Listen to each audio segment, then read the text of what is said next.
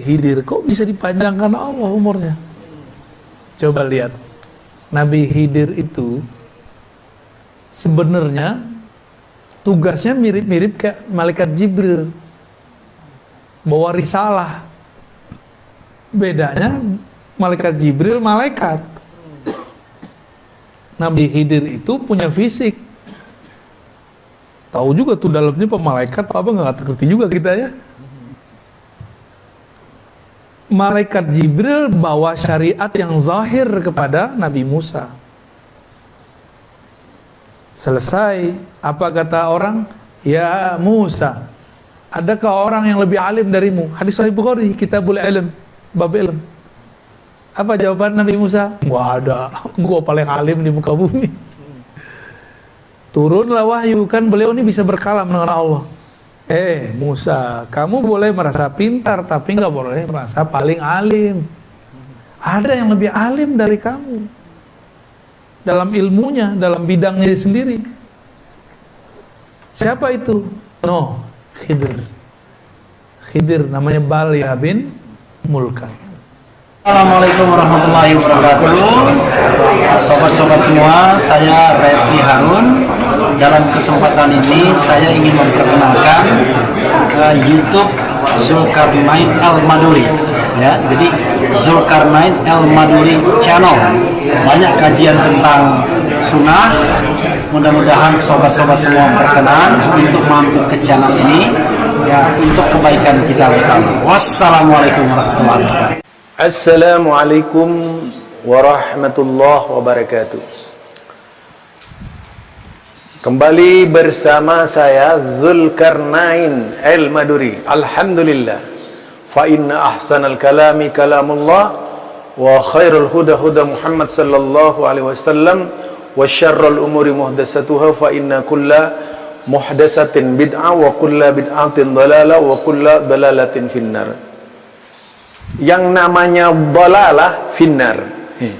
Jadi yang namanya dhalalah finnar, artinya yang namanya kesesatan di neraka. Jadi man asallaha faqad dhal. Orang yang bermaksiat kepada Allah, orang yang menentang Allah, sungguh dia telah sesat. Kemudian hadis menyebutkan finnar, di dalam neraka. Gampang sebenarnya memahami agama itu. Kalau mau dibuat sulit dan bertele-tele, lalu menganut paham Sunan Kalijogo.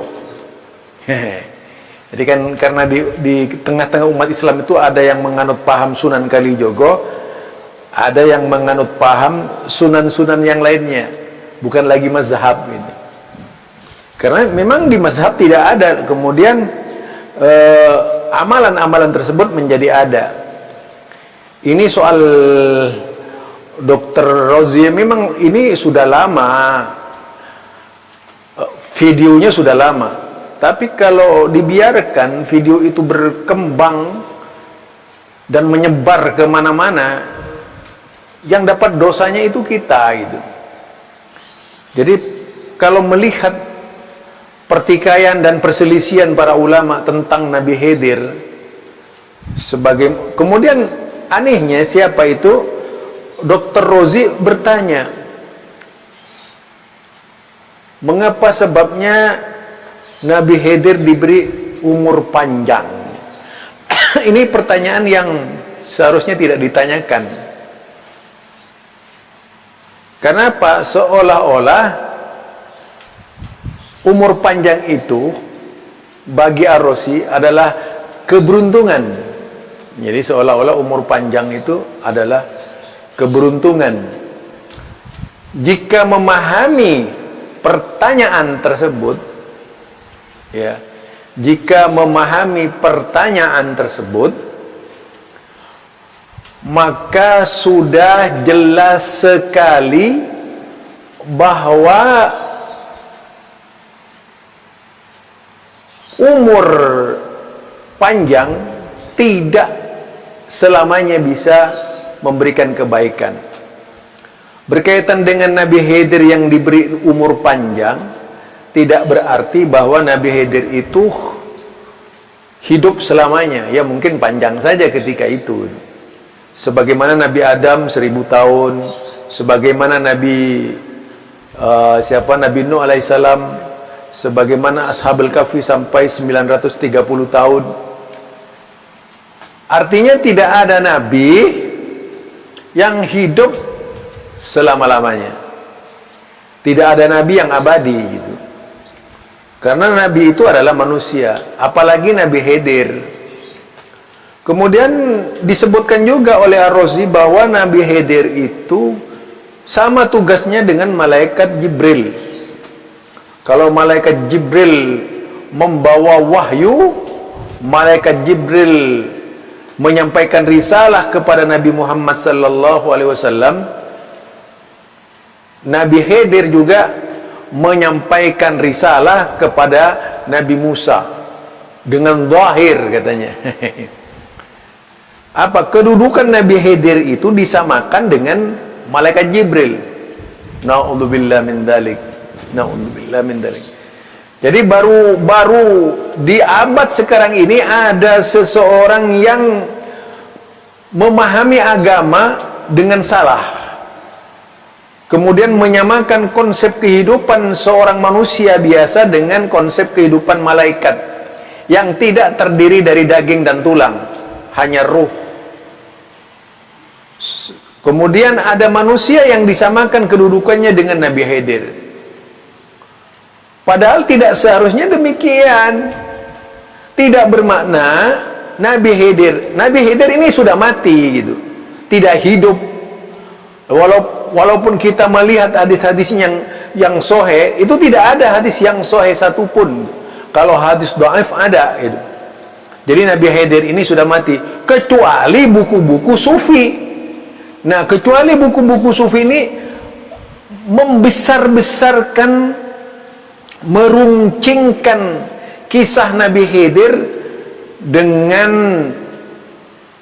lebih, yaitu lebih otopis lagi gitu, lebih hayal lagi gitu. Jadi kehidupan Nabi Khidir pada waktu itu juga tidak lepas dari, yaitu sebagai bahan ujian dari Allah Subhanahu wa taala. Bukan sebagai malaikat. Jadi tugasnya tidak sama dengan malaikat, kehidupannya juga tidak sama dengan malaikat gitu. Malaikat itu hidup selamanya, Khidir tidak hidup selamanya. Lebih banyak ulama yang menganggap Nabi Khidir itu mati ketimbang yang hidup, kecuali ulama sufi itu. Jadi hampir rata-rata ulama sufi menyebut Nabi Khidir ini masih hidup. Tetapi umumnya seluruh ulama hadis menyebut Nabi Khidir itu meninggal. Termasuk Imam Bukhari sendiri menyebut Nabi Khidir meninggal.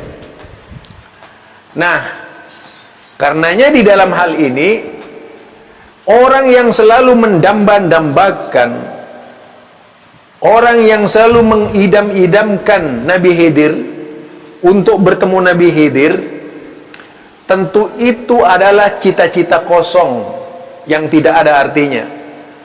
Hanya perilaku dari sebuah tahayul, perilaku dari sebuah khurafat atau mitos, dan selebihnya mengada-ngada kisah tentang Nabi Khidir. Soal kemudian Nabi Khidir, kalau kita lihat ya, peristiwa yang terjadi di zaman Nabi Musa, antara Musa dengan Khidir ketika itu tidak ada orang yang tahu. Yang tahu itu hanya Nabi Khidir dan Nabi Musa. Artinya kalau melihat perjalanan Nabi Khidir, Abdus Soleh, yaitu hamba Allah yang soleh, yang nabiyan, itu kalau di dalam Nabi kan ada Nabi yang diperuntukkan untuk dirinya sendiri itu, untuk sesama Nabi, nabiyan. Beda dengan rasulan. Rasulan itu membawa risalah. Rasulan, seorang rasul, itu artinya seorang yang membawa risalah. Nabi Khidir tidak membawa risalah. Nabi Khidir itu adalah seorang nabi yang diperintahkan Allah menemui, yaitu Nabi Musa, dengan cara sebagaimana yang dikisahkan oleh Allah di dalam surat Al-Kahfi. Nah, itu. Jadi di dalam surat Al-Kahfi kan begitu. Bertemu dengan yaitu seorang anak yang berani lalu dibunuh, di mana dulu Ar-Razi juga mengatakan itu adalah ilmu laduni katanya. Bagaimana seorang Nabi Khidir bisa mengetahui jiwa orang itu bersalah? Lah dia seorang nabi kok. Dan peristiwa itu tidak diketahui orang, tidak ada orang yang tahu. Siapa yang dibunuh pun dalam sejarah sampai sekarang tidak ada yang tahu. Seperti rumah yang kemudian diperbaiki, rumah roboh yang penuh dengan harta anak yatim misalnya, tidak ada yang tahu. Seperti perahu yang bocor, juga tidak ada yang tahu. Jadi peristiwa itu hanya peristiwa khusus yang hanya bisa ditonton dan dilihat oleh Nabi Musa. Harusnya begitu cara berpikirnya. Itu lebih selamat. Karena kalau kejadian itu ditonton, sudah pasti banyak orang yang tahu siapa yang dibunuh oleh Nabi Khidir. Nah, tahu, dan sejarah pasti akan menulisnya. Ini kan tertulis di dalam Al-Quran. Jadi di sini kemudian tentang keberadaan Nabi Khidir sendiri itu sudah meninggal, sudah lama meninggal. Jadi tidak ada Nabi Khidir lagi di dunia ini, sudah tidak ada. Mereka yang bermimpi untuk bertemu Nabi Khidir itu hanya daya khayal saja gitu. Kelompok orang yang suka menghayal. Lebihnya ya tidak lebih dari seorang otopis belaka yang selalu muncul dengan ide-ide ingin ketemu Nabi Khidir. Itu yang pertama. Yang kedua, saya tadi itu sempat membaca rangkaian salawat yang ditulis oleh siapa? Dr. Rozi. Ini lebih lucu, saudara. Rangkaian salawat yang ditulis oleh Dr. Rozi. Karena jelas itu di luar salawat yang diajarkan oleh Nabi. Tidak ada salawat yang lebih hebat dari salawatnya Nabi Muhammad sallallahu alaihi wasallam.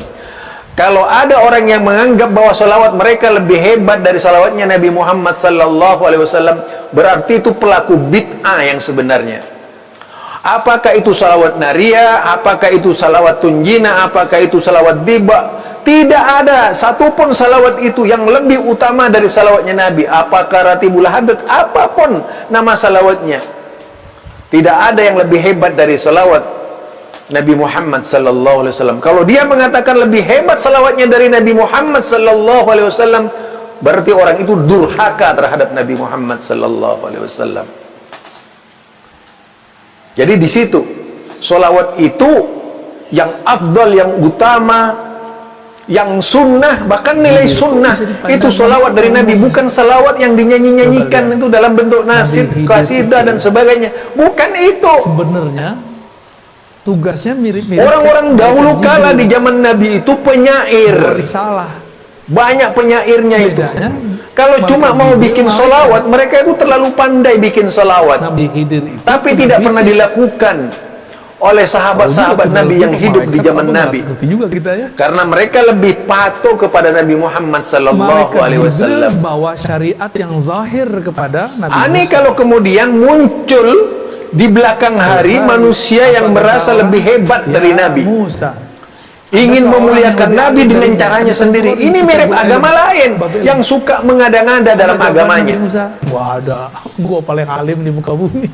Ini yang tidak diinginkan. Turunlah wahyu, kan beliau ini bisa berkalam dengan Allah oleh Rasulullah sallallahu alaihi wasallam. Kamu boleh merasa pintar, tapi nggak boleh merasa paling alim. Jadi mayya'ish minkum, lebih alim dari kamu ba'di, dalam ilmunya, dalam bidangnya. siapa yang hidup di antara kalian sesudahku, fasayara ikhtilafan katsira, pasti kalian akan. Dan Nabi Musa dihabisi. menjumpai perselisihan yang begitu banyak sekali. Coba sekarang berapa puluh paham yang ada dalam Islam, semuanya mengklaim sebagai pemangku kebenaran bahwa ikan dan ini, menghina kalau orang-orang ikan yang ini kembali hilang, kepada jauh Quran dan dari situ As-Sunnah. ada Khidir. Dipisahkan umat dari Al-Quran, dipisahkan umat dari Sunnah. Apa hubungannya Khidir sama Apakah ikan, seperti Pak? itu cara beragama Apa kita? hubungan? Nabi Khidir Jadi ini, jelasnya Nabi Khidir kalau orang Indonesia dulu sudah meninggal nenek moyangku dan tidak ada hidup lagi. Nabi Kemudian Khidir ini tinggalnya solawat di yang paling utama, lebih afdal dan Kalau sangat di laut, sunnah, lebih sunnah dari solawat yang dibuat-buat itu adalah solawat yang datang dari Nabi. Tidak ada solawat yang paling utama kecuali solawat yang datang dari Nabi. Siapapun yang mengatakan bahwa ada solawat yang lebih utama dari Nabi Muhammad sallallahu alaihi wasallam, itu zindik dia. Subhanakallahumma wa bihamdika asyhadu an la ilaha illa anta astaghfiruka wa atubu ilaik. Assalamualaikum warahmatullahi wabarakatuh.